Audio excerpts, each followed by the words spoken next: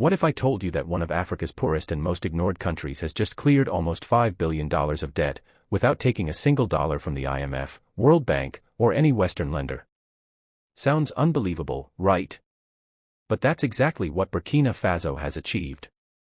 This landlocked country, often seen as too poor to survive on its own, has just proven the world wrong by showing incredible determination and rewriting the rules of economics. With bold leadership under President Ibrahim Traoré, Burkina Faso has taken its future into its own hands. The country has broken the myth that Africa must always depend on Western aid to survive. This is not just about paying off debt, it's a powerful political shift. It's a message to the world that a new Africa is rising, strong, independent, and unafraid to stand on its own. If you've ever asked yourself whether African nations can escape debt and dependence, here's your answer. In early 2024, something happened that no one saw coming. Burkina Faso's Prime Minister, Dr. Apollinaire Kailam de Tambala, stood before the nation with a historic announcement: the country had completely paid off $4.79 billion in domestic debt. And they did it without any outside help, no bailouts, no IMF rescue packages. With no Western conditions or outside control, the announcement shocked the global financial world. Not because the debt was the largest ever cleared, but because of who achieved it and how. Burkina Faso, often labeled as one of the poorest countries in Africa, had just done something many richer and more stable nations struggle to do. It cleared its national debt entirely with its own resources, without begging for foreign aid or media sympathy. No fundraising campaigns with Paris or Washington. Instead, Burkina Faso relied on quiet planning, strong resilience, and the belief that it could build its own future on its own terms. This step was more than just about money, it was a political act of defiance. It sent a bold message to the world: we are no longer playing by your rules. And perhaps the most surprising part, it actually worked. Burkina Faso's decision. By choosing to rely only on its own domestic capital markets, at a time when it was under sanctions and heavy political pressure, Burkina Faso sparked what many are calling the beginning of Africa's financial reawakening. This wasn't just about settling debts, it was about taking back control of money, of dignity, and of the nation's own story. The big question now is, how did Burkina Faso manage to repay nearly $5 billion in domestic debt without a single cent of foreign aid? The answer starts with one bold decision. Instead of running after international loans filled with conditions, President Ibrahim Traoré's government chose a completely different path, one based on dignity and financial independence. They turned inward, deciding to pay off the debt using local capital by drawing on the trust, resources, and growing pride of their own people. The government issued bonds, but not to the World Bank or foreign investors. These were domestic bonds offered to local banks, pension funds, businesses, and even ordinary citizens. The government asked the people of Burkina Faso to believe in something bigger than politics, to invest in the future of their own nation. At first, it sounded risky. The country was still battling security threats from insurgent groups, and global institutions continued to label its economy as weak and fragile. Most experts thought investors would pull out immediately. But something remarkable happened. Not only did they stay, they actually invested more. Why? Because the government didn't just ask for money. It showed discipline in spending, transparency in its actions, and a clear plan for building infrastructure. For the first time in decades, the people saw leaders who weren't answering to foreign donors, but to their own citizens. This change created what economists might describe it as a surge in confidence. But for ordinary Burkinabe, it was something much simpler: hope. Hope that their money wouldn't be lost to corruption. Hope that their investments would bring new roads, hospitals, and schools. Hope that Burkina Faso could rise on its own. By placing trust in its people, the government turned the old narrative upside down, the belief that African nations must always depend on the West. Burkina Faso proved that homegrown solutions aren't just possible, they're powerful. But even as the country was raising local capital, it was doing so in the middle of a storm. The Sahel region was still plagued by insurgent violence. Political uncertainty hung in the air after the 2022 military transition. Western media painted the nation as unstable, and foreign investors quietly pulled back. Yet under these tough conditions, most countries in this situation would panic and rush to external lenders for help. But President Ibrahim Traoré's government chose the opposite path. They stayed firm. Instead of hiding the nation's problems, they confronted them directly. With clear public communication, strict financial discipline, and constant collaboration with domestic institutions, the leadership built something rare in times of crisis: trust.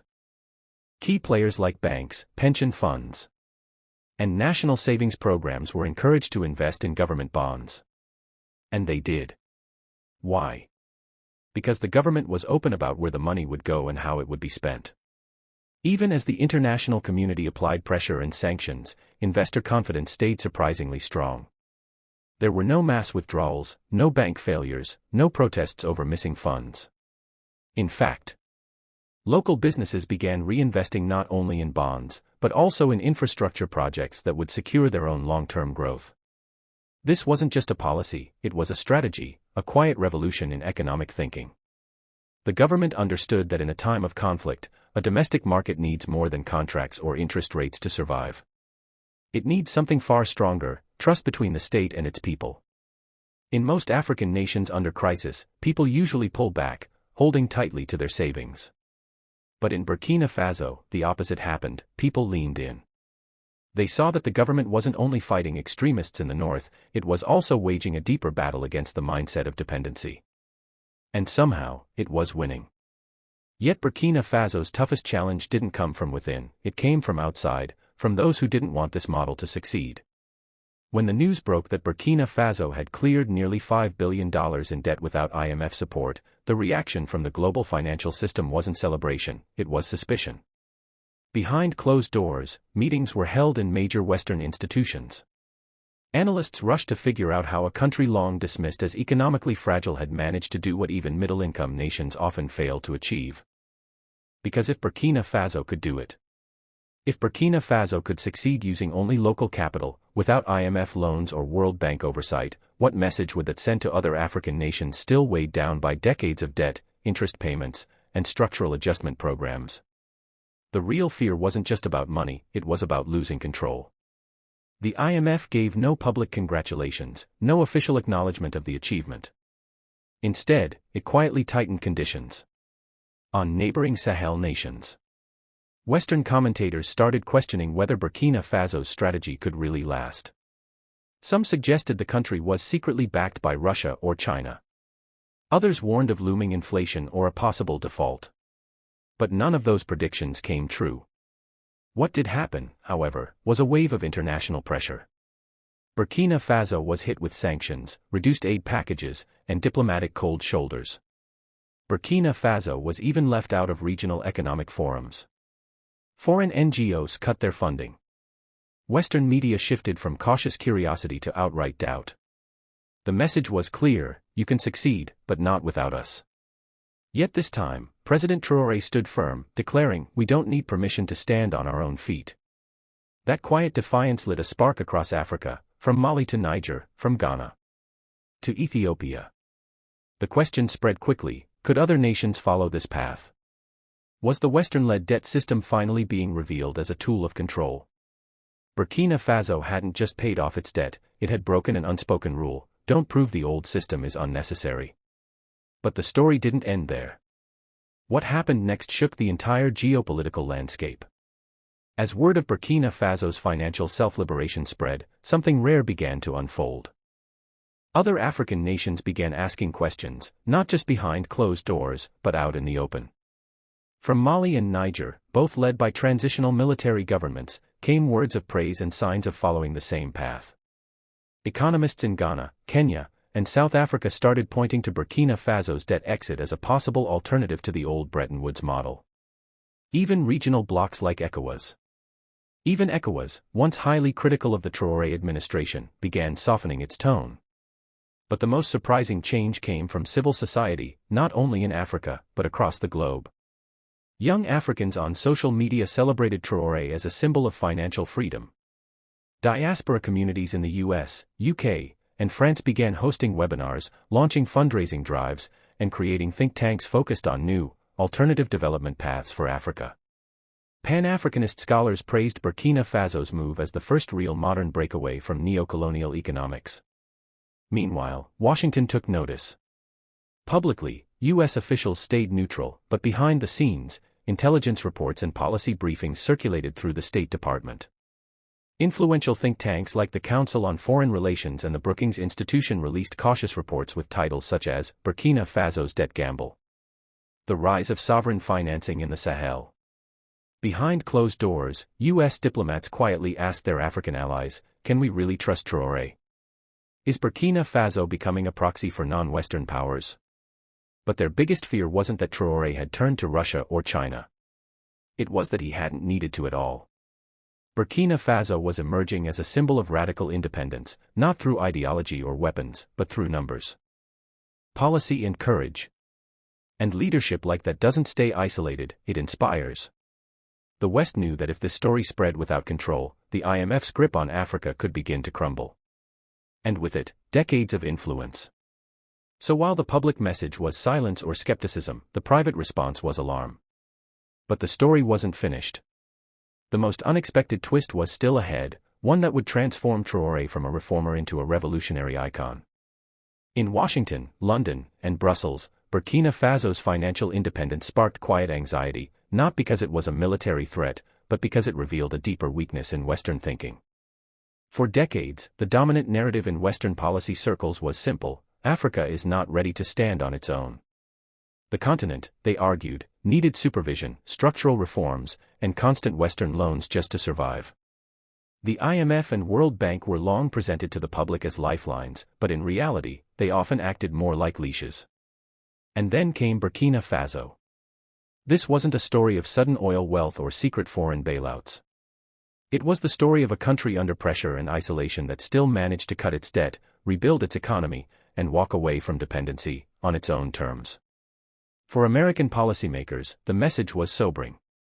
If Burkina Faso could succeed, then who might be next? Would Nigeria, also under a nationalist junta, try the same path? Would countries like Uganda, Zambia, or even South Africa start questioning the logic of conditional loans? Could Africa, for the first time in modern history, sit at the table with the West as an equal, not a beggar? This was not the Africa the G7 had prepared for. In Washington, think tanks issued quiet warnings: if Burkina Faso's story goes viral, we could lose the next generation of African partnerships.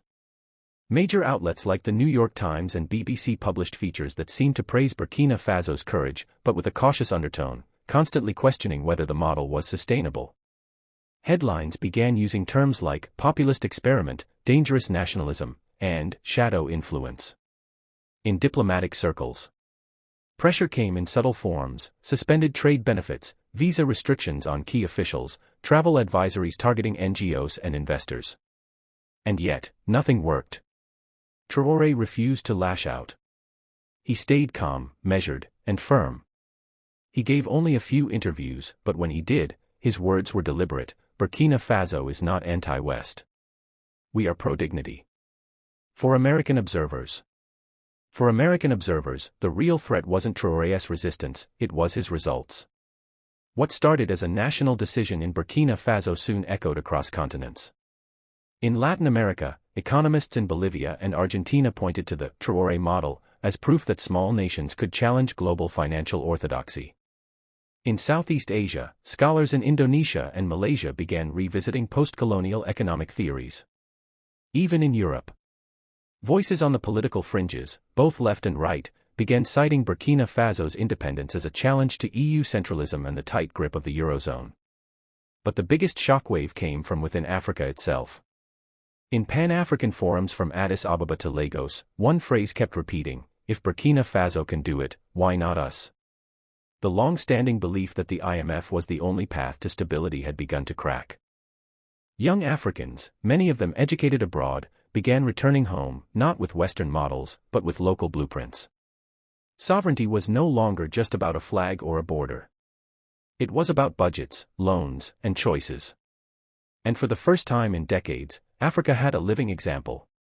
Burkina Faso's transformation didn't just challenge economic theories, it redefined power. Global investors started to reassess the Sahel. International lending institutions. International lenders began to see higher default risks, not because of mismanagement, but because more nations were refusing to play by the old rules. A new generation of African leaders was watching Traoré closely, not to copy his military uniform, but to understand his independence. And as the world adjusted, one truth became clear: this was no longer just about Burkina Faso. It was about the entire global South, claiming its voice, not through protest, but through policy.